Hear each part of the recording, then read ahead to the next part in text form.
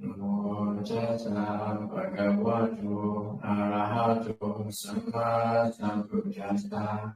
Namo tassa bhagavato arahato samma sambuddhassa. Namo tassa bhagavato arahato samma sambuddhassa.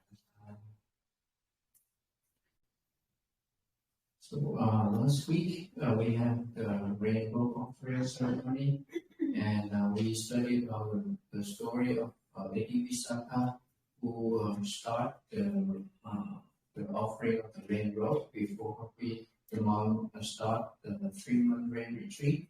And we also know that she requests to offer some accessory thing for the monks and nuns in the time of the Buddha. And it is called the offering of a good person, because that offering is well thinking, well prepared, and start with wisdom. So that is the last week lesson, the gift of a good person. So today's lesson is coming from 2 questions of the devotee, one in Vietnam and one from local. They asked the same question that should they go to the temple? Because one in Vietnam, they came to some kind of temple, and it's not practiced properly the teaching of the Buddha, and something messed up, and they feel they lost that lift, and they don't want to go to the temple anymore.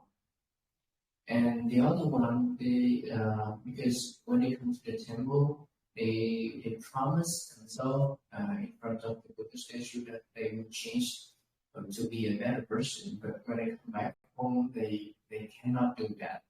So they feel embarrassed to go to the temple.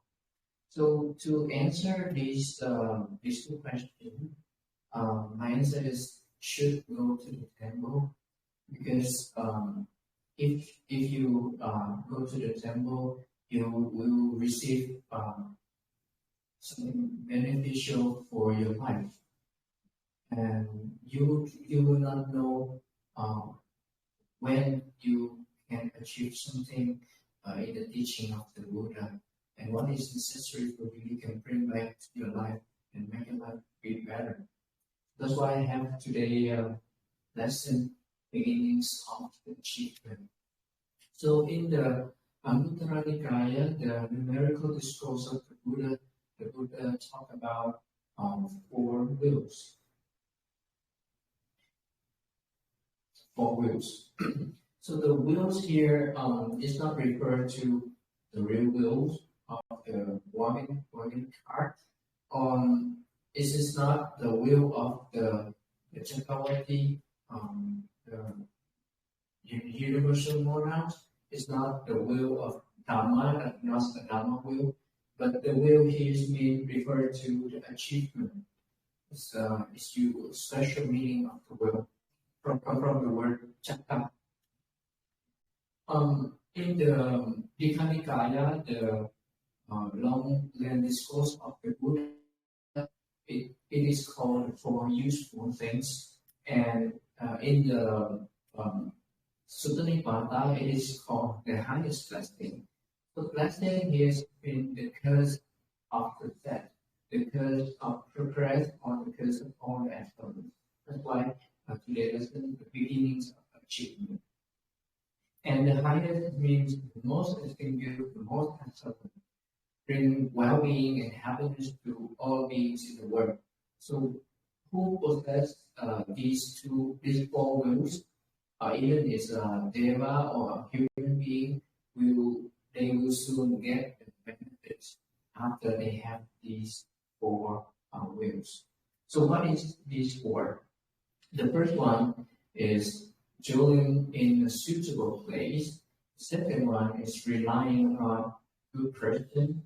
The third one, directing oneself rightly. And the fourth one, marriage that can pass. So we go to the first one. Dwelling in a suitable place.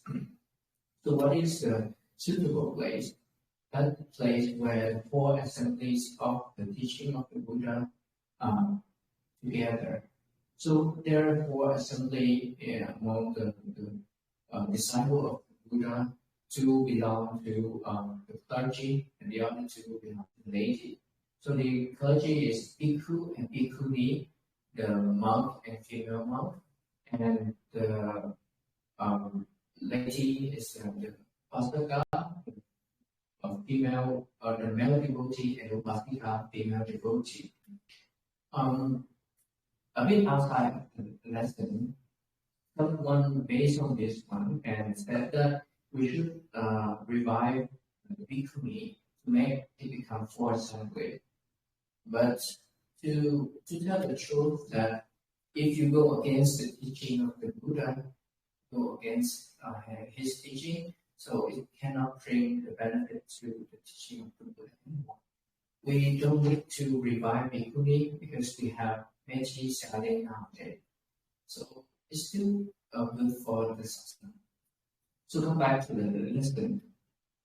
So why we call the place where there are disciples of the Buddha stay, even as a laity or clergy stay, is a fitting place, is a suitable place. Because even in a village or town or city or a country or whatever place, if they stay, they will do the meritorious deeds.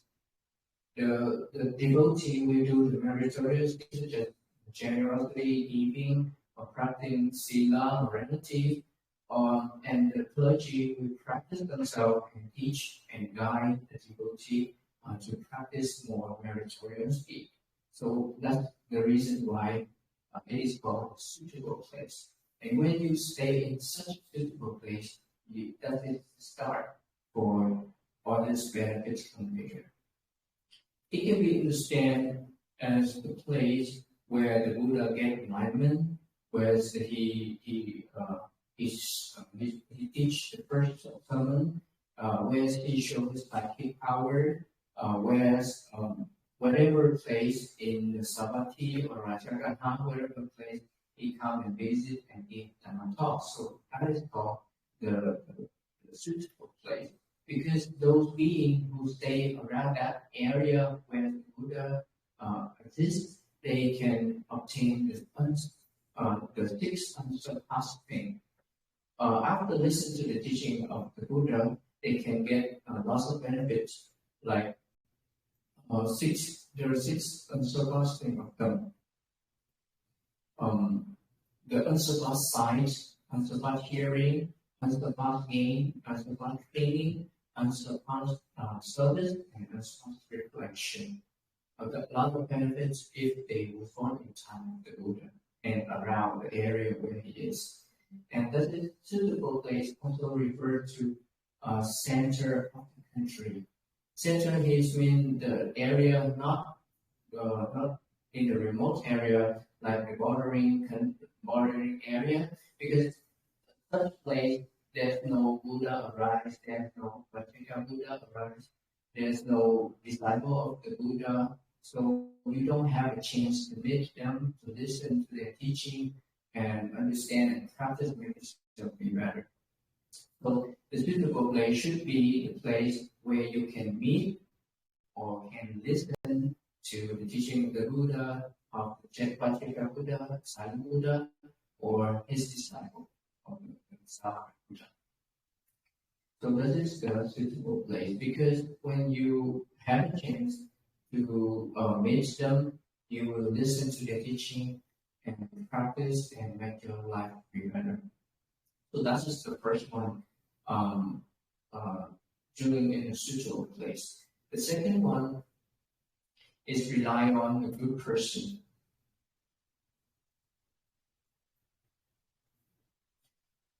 Rely on or associate with or follow the good person. The good person is just the Buddha or the moral person, but not like the king or the government. The good person is the grateful person, the one who return others' favor to them, the one who's wise one, a good friend one, Yamamita, the who have the faith, who have confidence in cause and effect, who will help others, people in suffer. The good person who are trying with the supreme quality, who is who is the moral person. The good person can be considered as the wise in terms of Anita, the wise. So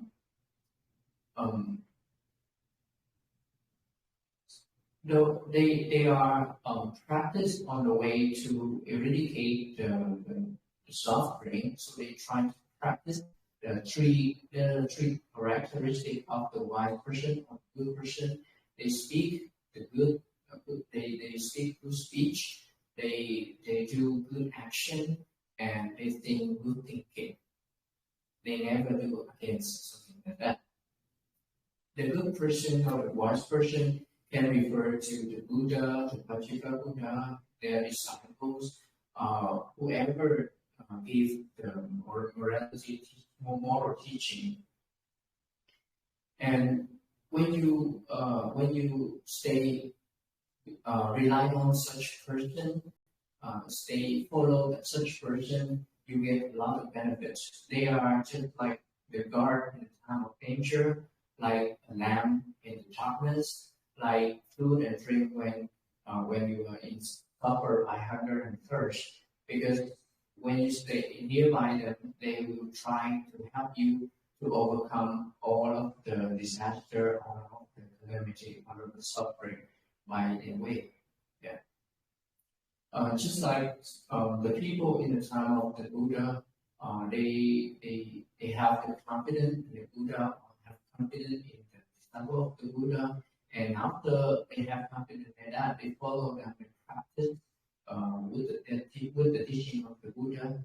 So they get a lot of benefits in the trauma world, in the Deva world, or come back to the human as in a rich family. A lot of benefits. Start with rely on the good person, follow the good person. So that's why rely on a good person is another testing because of that. The third one is direct oneself rightly. Direct oneself rightly. Direct oneself, it means setting up ourselves righteously. If we are not a faithful person who have confidence in the teaching of the Buddha or in law, cause and effect, so we change ourselves, abandoning that unfaithful thing and make ourselves become a faithful person, believe in laws of cause and effect, believe in teaching of the Buddha. Or if we are an immoral person, so we change ourselves, direct ourselves to be a moral person. We are a stingy person. We change ourselves, we make ourselves become a generous person, share with other people. So that is called direct oneself rightly. If we can do that, it is called a blessing, a curse of success, a beginnings of achievement. Because when we practice like that, we change ourselves to be a better person like that. We will try to abandon all of the enmity, animosity. We have no animosity with other beings, even in this life or the next life. And because of that, we get a lot of benefits in various ways. So that is the third one, direct oneself rightly. Correct ourselves to the right path. Okay? And the last one is have the marriage done in the past.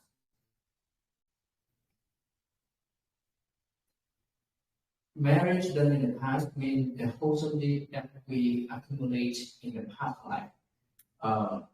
So when we do the meritorious deed, our mind have the unwholesome, my inner mind is a wholesome consciousness associated with Krishna. And that wholesome act will yield a good result, a good consequence. And with that good consequence, it will help us to bring up us to a suitable place. We live in a suitable place to associate with a good person and to correct ourselves to a correct way, make ourselves go to the correct way. So we can say that with the help of the meritorious that happened in the past, it helped us get the other tree. But if we want to get this one, we have to make the other tree to get this.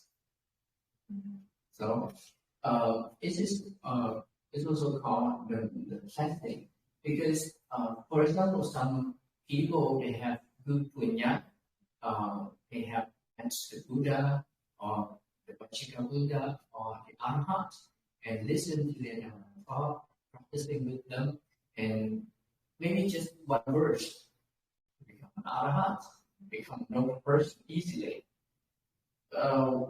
We not have that chance, but at least we still have the teaching of Buddha nowadays to make ourselves be better at this.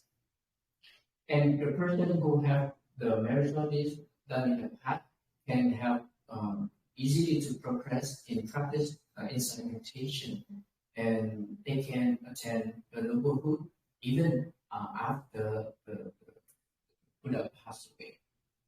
So that is also another testing. So we now today we have 34 wheels or for I think the beginning of achievement and the trace of the success. So that's why in the Anguttara Nikaya, the Buddha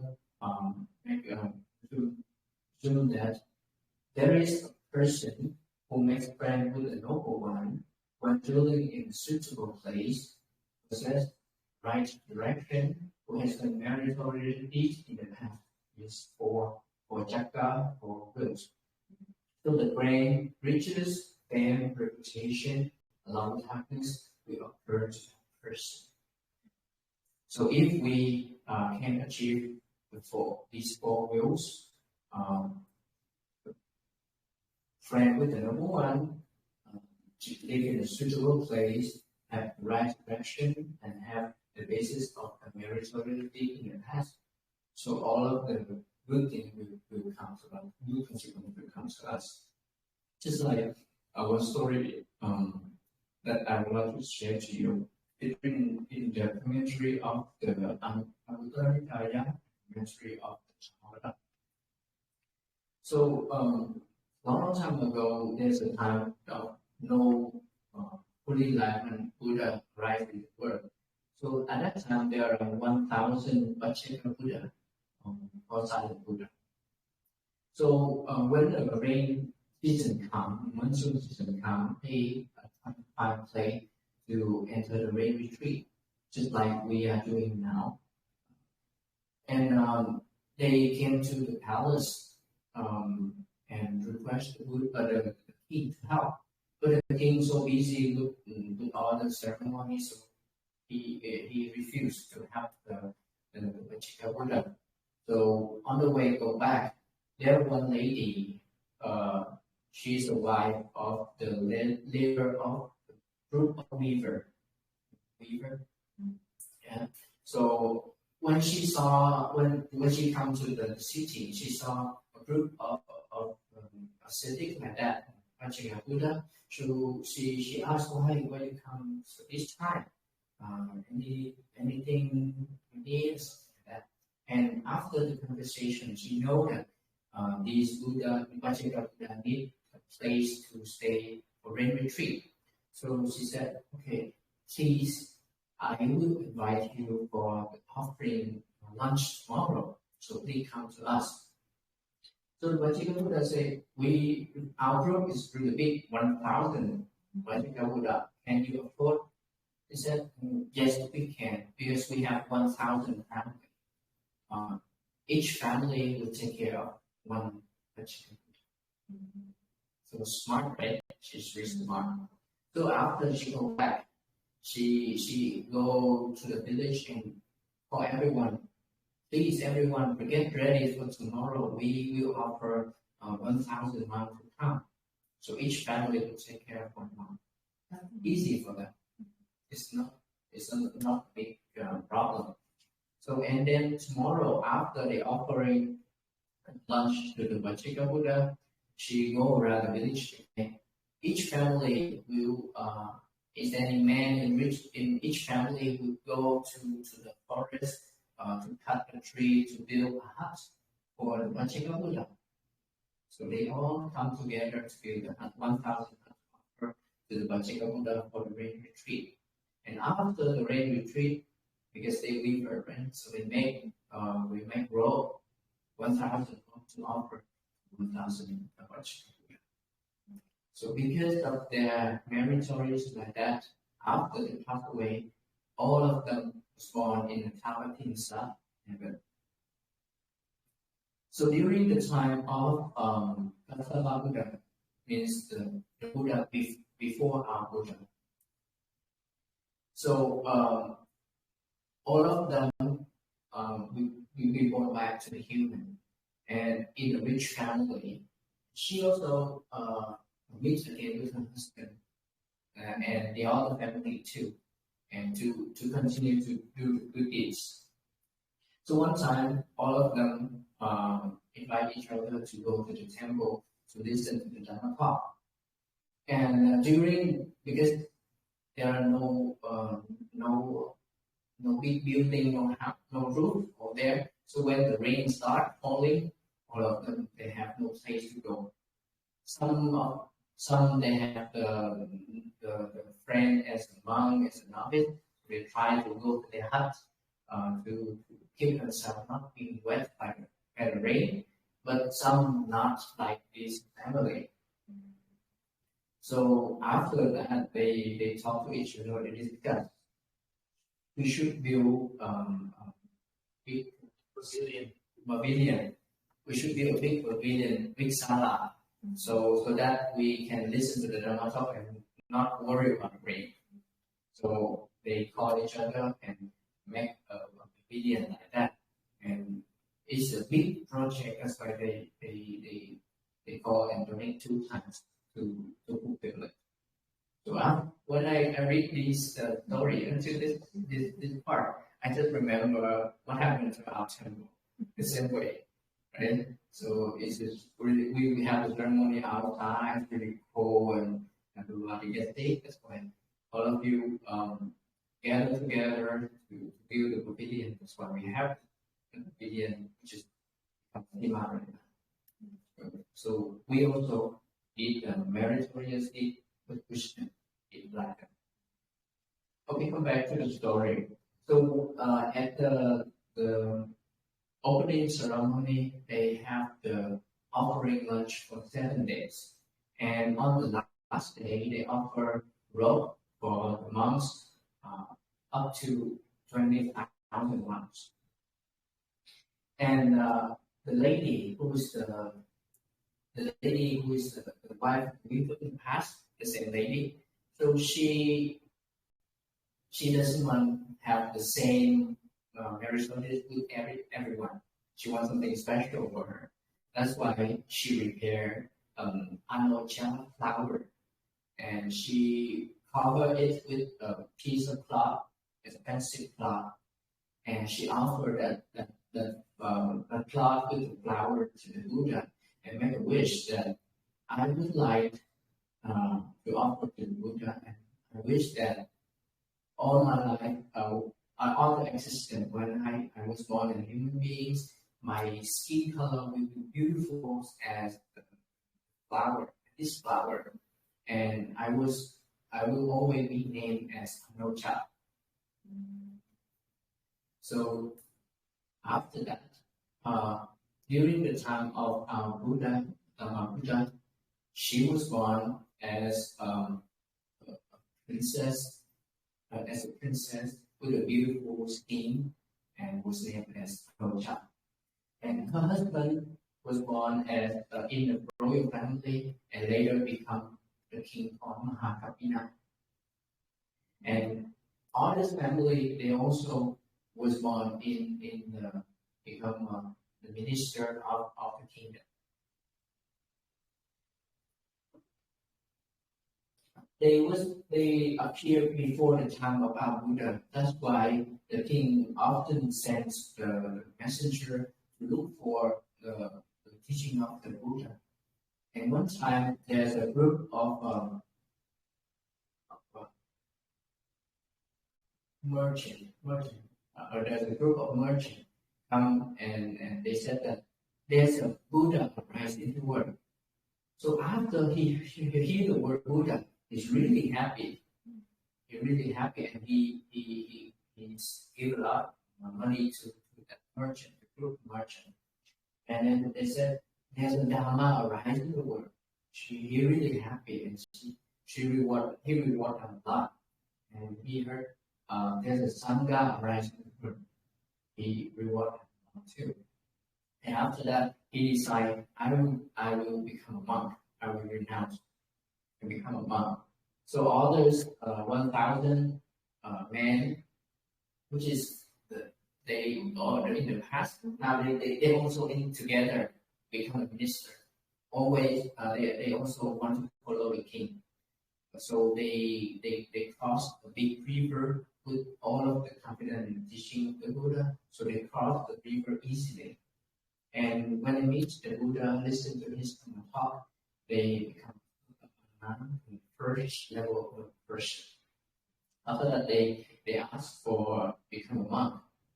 So because in the past, in the previous life, they used to offer a robe.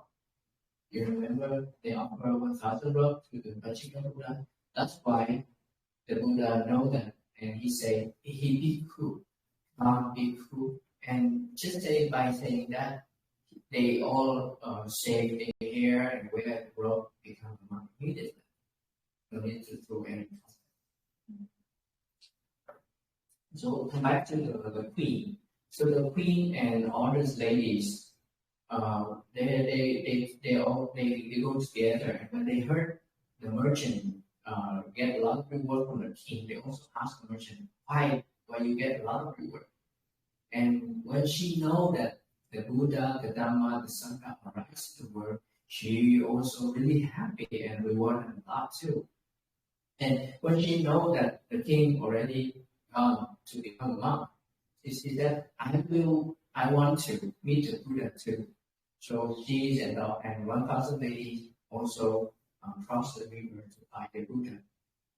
When they come, the Buddha uses the psychic power to hide the 1,000 monk, 1,000 new monk. Why he do that? Because if they saw their husband, they cannot keep focus on listening to the teaching. That's why he would use psychic power to hide it. So after listening to the teaching of the Dhamma talk, they all become Sotapanna, and the new monks, 1,000 new monks, and after that, they also request the queen and others. They also request to become a bhikkhuni. And not long after that, they also practice now and all become arahants. So you see the whole story of their life. So after so many activities, they have changed a lot. They have a chance to meet the Vajika Buddha in the previous life. That's why with her wisdom, she tried to do the meritorious deed. And it is the base that helped them to go to the heaven, to stay in the top of inside heaven, and it continues to do meritorious deed in the time of Buddha. And that's why finally in the time of our Buddha, they have a chance to practice to the highest level and become arahant, noble person. That's why be friend with the noble one, choosing a suitable place, have the right direction, and have the meritorious deed in the past at the basis, we will gain a lot of benefits. So come back to the first question, should we go to the temple? Yes, but we should choose which one is necessary, which one is correctly with the teaching of the Buddha, so we can get a lot of benefits from ourselves and have make ourselves peaceful wills, so we get more benefits process progress in practicing the teaching of the Buddha. So anything we listen to.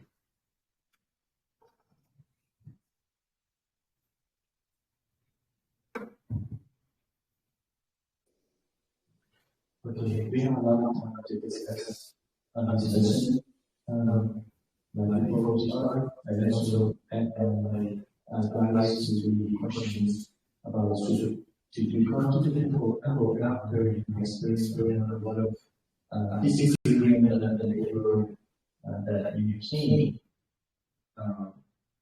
Of course, not all temples are alike, not everyone's are alike. So if you come to one temple and you found a lot of disagreement, then it really annoy you or you feel like don't learn much, then you are free to go to a different temple and move to a different temple and you might learn something different. And not everyone is rowdy and rude or not knowing the teaching of the Buddha, but others you will meet that they very well versed in the teaching of the Buddha. So if you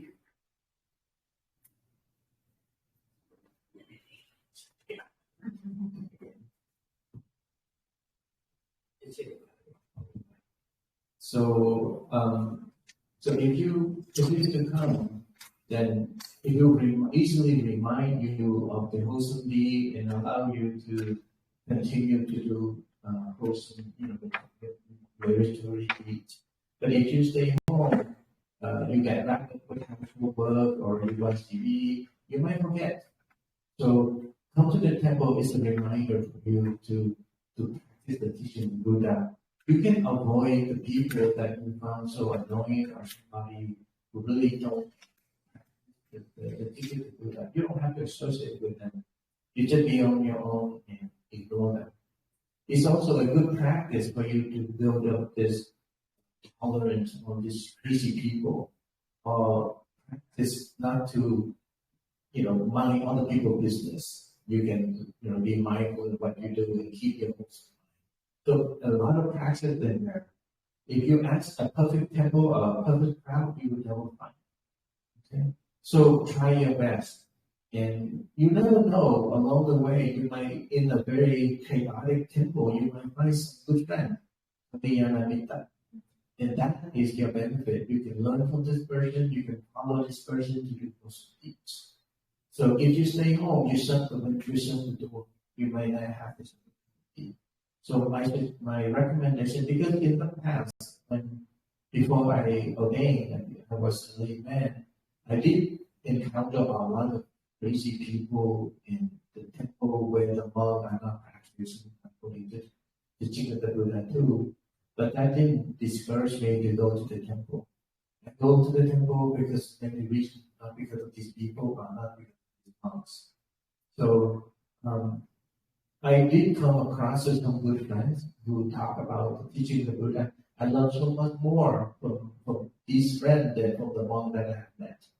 So we suggest you continue to go. If you found the temple not suitable, go to a different one.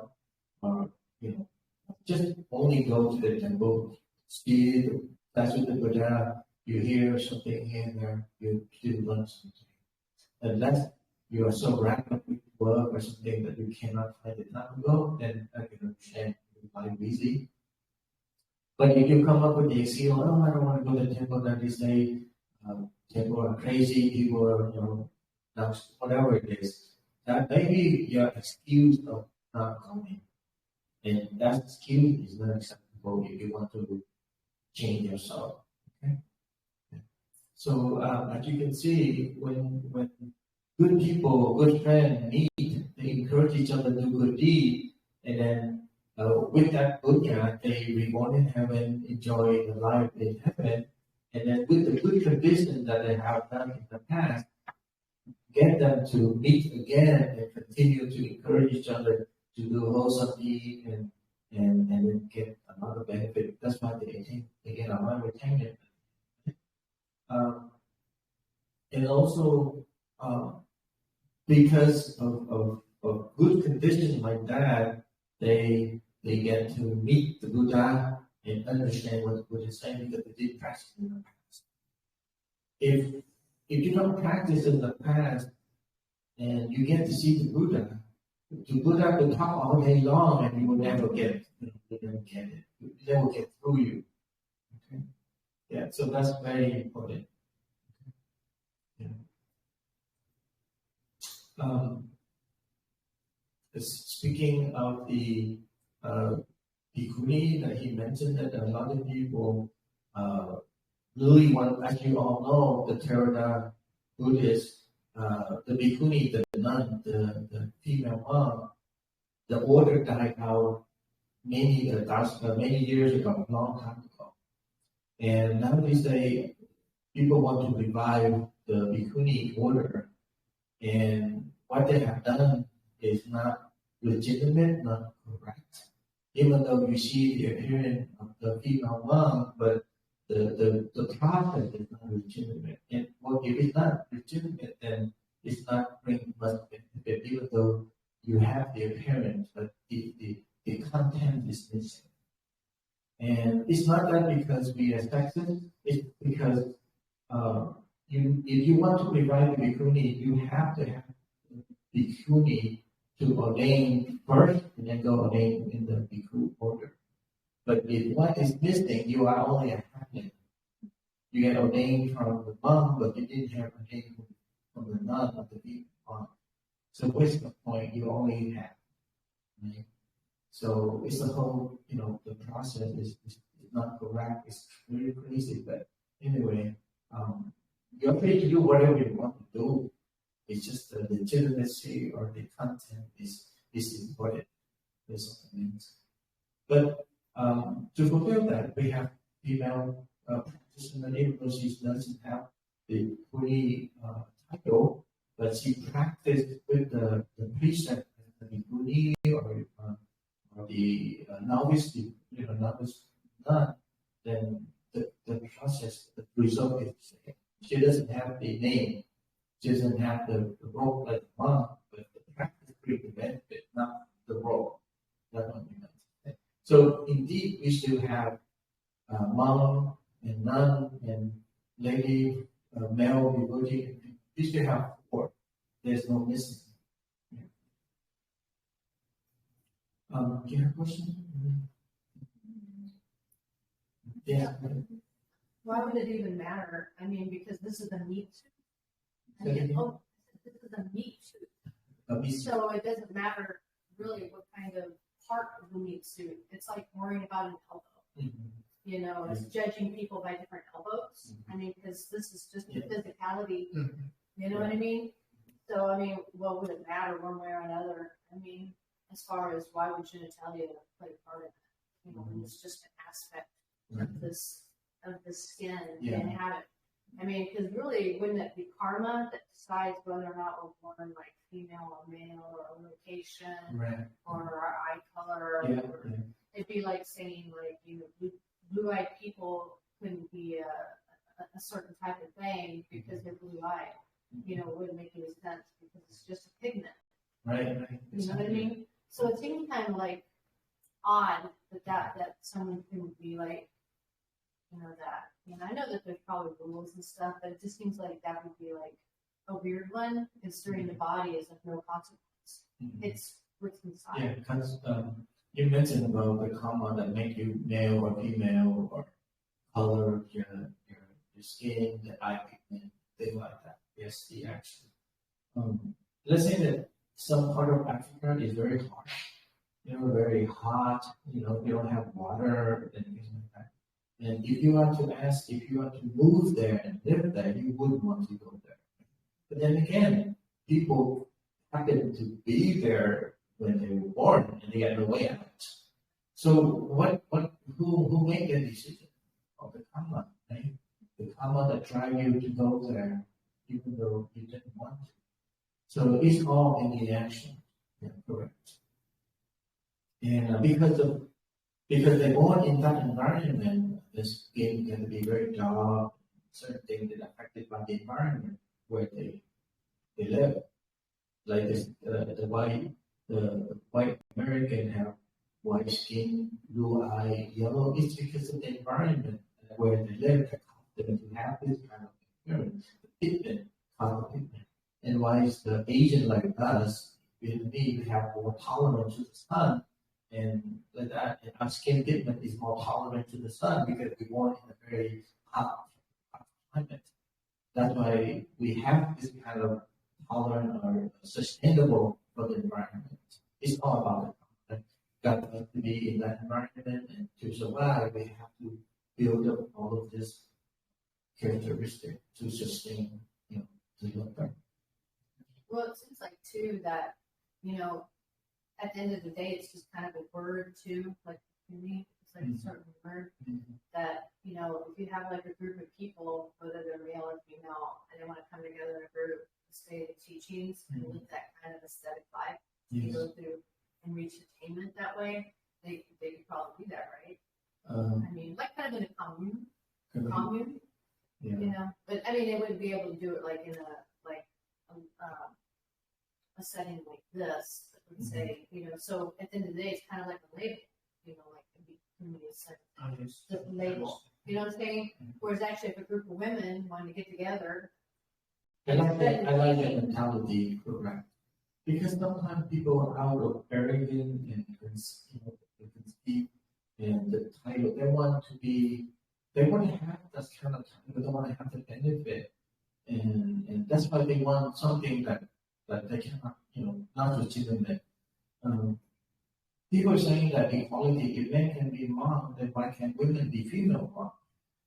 It's not that we don't want the female to become the female monk. It's just that if you want to become a female monk, you have to have the order already exist to ordain you, and then you go to the monk side, the monk side to get ordained one more time to make this complete. But only the Buddha who established the female monk order. Now the Buddha already gone, and the order got diminished. So how can you revive it? It's something already dead. Yeah. Well, the teachings remain. The teachings remain, but it's beside the rule, the monastic code. Well, even though the monastic code of the female monks still there, they exist, but the physical, the people already diminished, the quality of it diminished. So how can you get ordained? I don't think it's probably necessary to get ordained to get enlightened. Yes. Right? Exactly, you don't need, because you, as a female, if you practice accordingly, you still get the fruition. It's not that you have to be both a monk or a female monk to get fruition. The fruition reserved for 4 types of systematic disciple of the Buddha, not exclusively for the monastery. But why do you want to have the title to begin with when something is unreliable? But people feel very unfair for being, like, oh, why can't I be it? And some people think that being Santi like her didn't get the privileges like a monk.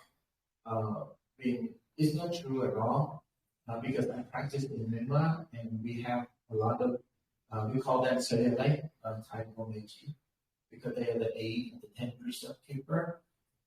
If they practice well, they gain the respect, the homage, the same as the monk. They just don't have the title of the Buddhist or wear the robe like the monk, but the practice they gain the same thing. They get the same respect, and even have the nunnery, the nunnery, the temple. They get the same privileges like the monk, and I don't see why people have to fight their way out, need to get, this robe and all that. But there is no. Yeah, a monk or a nun. Right. Yeah. But it's a little bit too much for me. But the nun have eight rule, right? But the monk have 227 rules. Right. Actually, the nun has 311. Oh. The monk has 227. More than monk. Yes. And the more rule you keep, the harder for you to practice. So why is it? As a precept keeper, you practice accordingly, you might progress quicker, because if you have the precept, And sometimes the precept is not here, it hinders progress. So why would just not go out your way and hinder your thing? It's good. The reason we choose to be monk because the lineage already there, and we continue, we keep to be a monk, so we keep the lineage alive, so we can pass on generations to come. But one day, if the monk lineage completely diminishes, then it's okay. I practice it. That's easier for me. You know what I mean? So why you have to go do all the temple and then don't get the result that you're supposed to be, heading to that direction. So there you go. 5 precepts easier to attain the fruition than 8 precepts. 8 precepts is easier than the 10 precepts and goes and that's. And you might wonder why the women, have the nun order have 311 rules compared to the monk. Do you think because of the Buddha he make it harder for women to attain? Do you think? The female order, the nun, she has 311 rules, the main rules, whereas the monks have only 227 rules. Do you know why? Do you know why the women have more rules than men? Okay, I tell you why. Back then, when we have initially when the the monks order got established, there weren't 227 rules. To begin, only 5 rules, which is the 5 precepts and the laymen, right? But then, as the order grew bigger, and a lot of monks joined the order, and some of them still not well trained yet, so they commit a lot of offense. So every time they commit the offense, the Buddha made 1 rule for that and build it up to 127 before the Buddha passed away. But if the Buddha still exists, probably more rule, I guess. But anyway, so okay. So then you see why now the women have 311. So which one is more mischievous? So the female monk commit a lot of offense. That's why they will add on to it. That's why they have to get 311, right? Compared to the monks. So it's not that the Buddha trying to make it hard for the nun to be ordained. It's the women who give a lot of trouble, who create a lot of trouble that you see. And that's why the female monks order diminish quicker than the monks. No, it's not because of the rule. It's because of when they have the mission to bring the nun to the Sri Lanka, and the Muslims attacked the India at that time. So there's no monk and nun in the India. They just come to Sri Lanka. But after that, Sri Lanka have the war, and monk and nun finished too.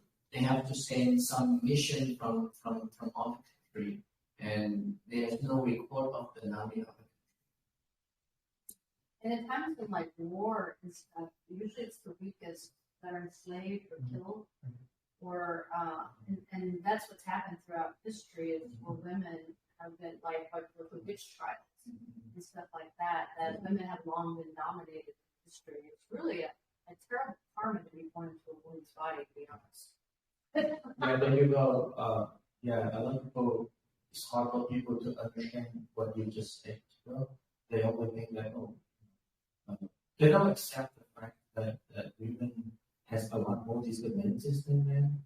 I mean, not all of them, but we talk about the general. I think it's more to overcome too, because I remember being young and being very angry because of my role in society and things I deal with, even within my own family. Like my father was very sexist and he was racist. So I kind of grew up in that environment, and I had a lot of problems struggling with that. But now, me today, I don't identify as a woman per se. I don't think about that this is just a meat suit. It's not what's internal, by that. So I don't. So even though I have to And roles in society have gotten better today than they were then. Right. You know, and better than they were 2,000 years ago, whenever things were going on. Mhm. So I understand why that women probably committed more offenses because they were more repressed, maybe.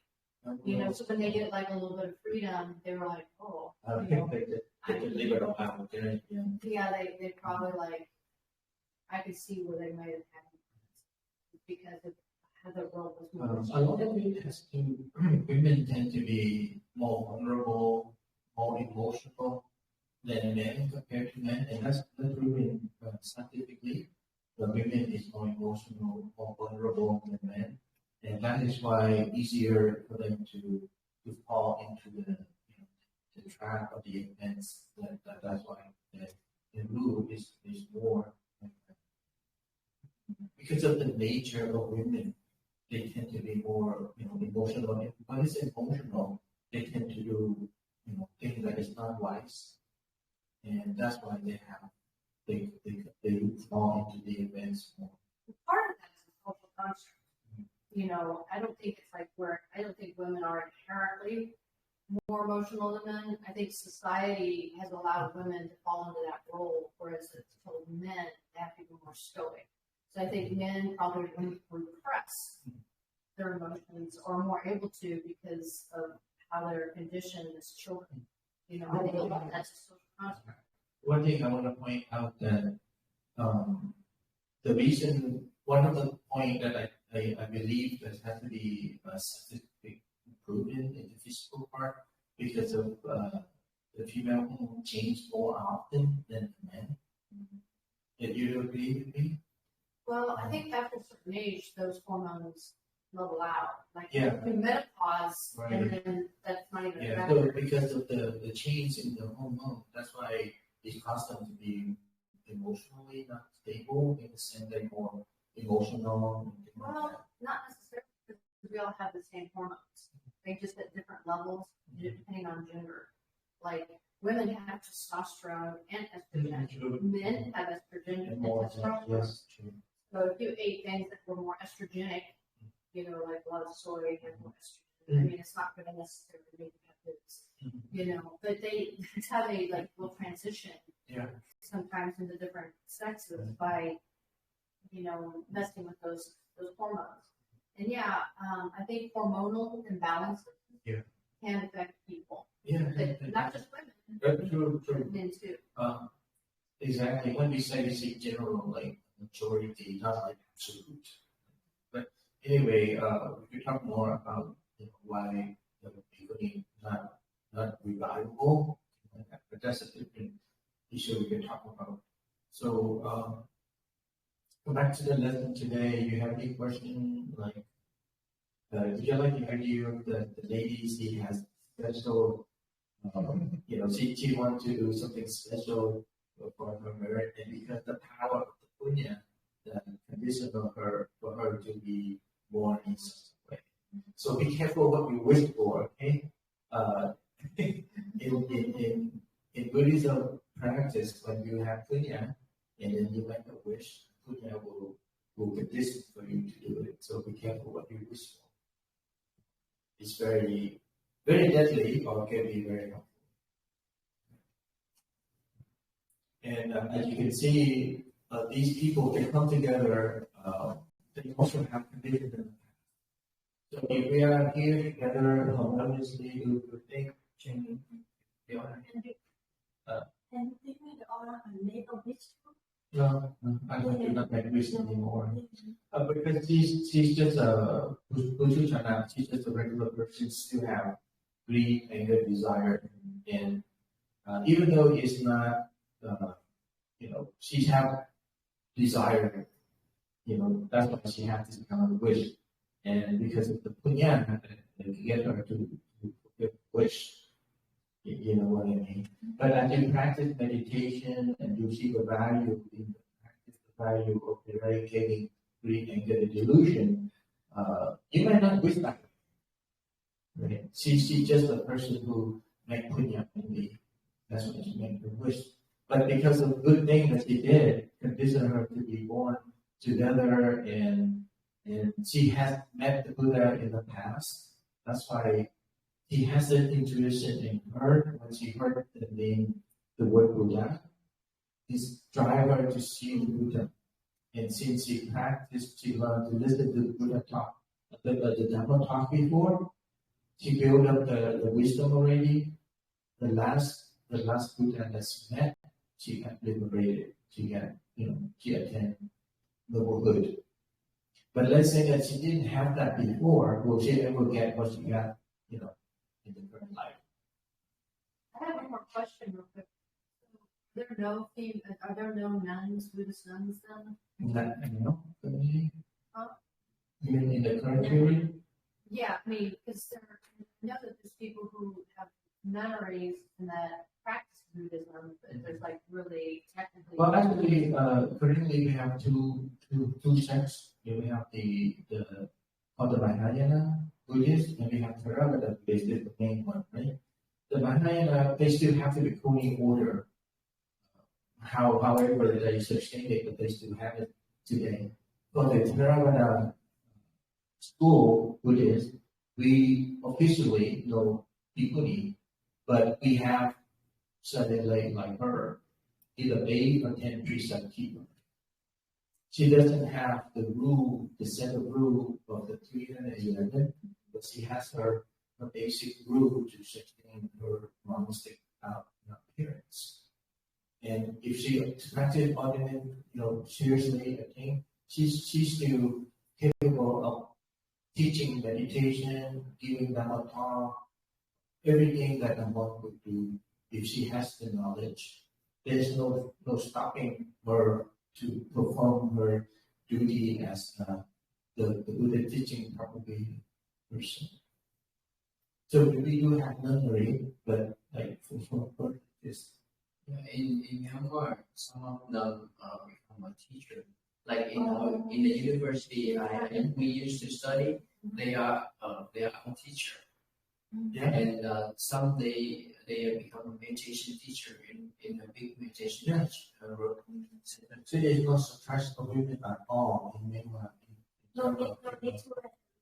No, she went like this. So before she stand up to the stage to teach the monks, she bowed down to the monk first. She bowed down to the monk, she gives respect to the monk. Then she goes to the stage higher than the monk and start teaching. Because when she hit the floor, she actually teaching the Dhamma, not as a woman. You know what I mean? So, but she still gives respect. The monk ask permission to stand higher than the monk to teach the teaching of the Buddha.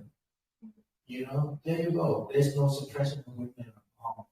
So if you hear anyone who's saying that they treat women as a second class, in Buddhist culture, that's no such thing. That person is alive. I'm going to go to Myanmar and see it for themselves. Yeah. But sometimes the nun or the Muslim she doesn't have the rule of not cooking or things like that. That's why the nun, the stay in the temple to help out in the cooking and offering food to the monks, because she doesn't have that rule restricting her from cooking. That's why they tend to do a lot of work in the temple. But that's their choice. We don't make them. Like, we don't say, you woman, you are a nun, you need to be in the kitchen, you need to cook and serve us. Monks are not kings. Monks are just a humble mendicant. The cook is the beggar, like that. So we take their offering is out of their generosity, not mandatory.